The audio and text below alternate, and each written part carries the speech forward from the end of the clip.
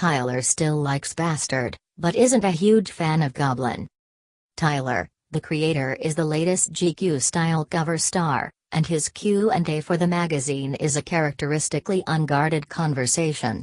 Now a year removed from his 2017 release Flower Boy, Tyler remains intent on growing as an artist, as he reflects on his past work, eschewing the nostalgia fans hold on to, and watching the gradual evolutions of Kanye West and Eminem. He reveals that he feels his debut project Goblin is cool, but feels the follow-up Goblin is horrible. He also looks at the legacy of Odd Future's alumni, as well as narrowing down why he might never make it to radio. Read some excerpts from the interview below, and read the whole thing at GQ. On my beautiful dark twisted fantasy and gradual musical progression. I just stopped yelling and stopped saying crazy stuff, honestly. As act like analog wasn't on Goblin. Or I wasn't wearing tie-dye. Or like the Yonkers video, I didn't have a bunch of chains on, wearing cutoff shorts with this hot pink button-up tie-dye shirt. And, I do think that I've progressed in just making perfectly crafted stuff. But a lot of this stuff isn't too out of character if you really study an artist. I'll use as an example, Kanye produced a song by Trina and Ludacris called Be Alright. And in the middle of that song, there's, a bridge. There's no rap verse, no vocals from Ludacris or Trina, but it's just a string section and this girl doing an opera-type singing for 16 bars or so. And that's basically the blueprint for my beautiful dark twisted fantasy. But some people don't look at things like that, so they're like, oh, my god, this came out of nowhere. Nah, he's been trying to perfect that for years, and he finally perfected it with Twisted Fantasy. And on Crying to Kanye? When I heard violent crimes. Those chords, fucking, I can't explain what they do to me. I always talk about chords and probably sound like a fucking dork, but since I was fucking 4 years old, I would always say it was a slant or it went up, 'cause I didn't know what chords were, but it was a thing that music did that I just felt in my fucking body.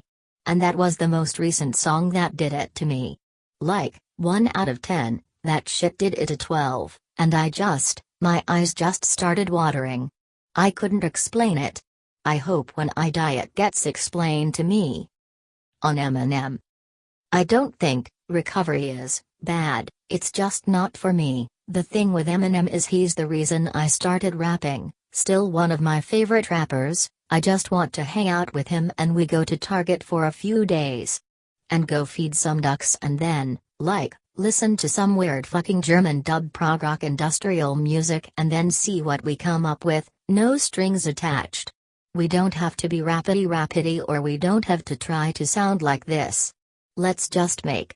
Because, man, I just wanted to rap like Eminem my first 2 albums. On the evolution of Odd Future's members. When I made Odd Future, I was onto something. Just the energy that it brought in and the people that came around. We have our internets now, we have our Earls, we have our Franks, we have our me's, and I just think that's really cool. I was just thinking about that the other day. I was listening to some old stuff and I was like, that's cool. On how his old music has aged. Some of it has aged well. Some of it, I think Goblin is horrible. I think Bastard is cool. The only songs I would keep from Goblin are Yonkers, She, Nightmare, Drawn Cat, Fish, Analog, and 079. On why he feels his voice isn't cut out for radio. I hate my voice and I think, it's not a full thought or theory yet, but I think there are certain voices that can make it into a mainstream world because of the tone that they're in. People like Ye, Drake, Kanye. It's a world that their voice lives in. It's not too high and squeaky, and it's not too low and bassy, it's not too abrasive and raspy. It sits in this space that's easy listening for humans. And I'm still trying to figure out the science behind it. When I do, I'll let you know, but I definitely don't have that voice. And I fucking wish that I did. Stevie Wonder has it, too. It's a tone that I'm trying to pinpoint. Like, Lloyd Banks was the hardest rapper from G-Unit to me. And you know, he probably didn't have the same charisma and blah, blah, blah. On his disdain for nostalgia. I mean, nostalgia is the worst thing of all time. We get attached to things. Like, again, some people can't grasp the concept of change. Which is crazy. If you ask someone, hey, what was your favorite food when you were 5? What was your favorite thing to do? Okay, you're 13 now, why don't you do it anymore? And they're like, what do you mean? I was 5. They can't grasp that same concept from when I was 19, and this was all new, to when I'm 27.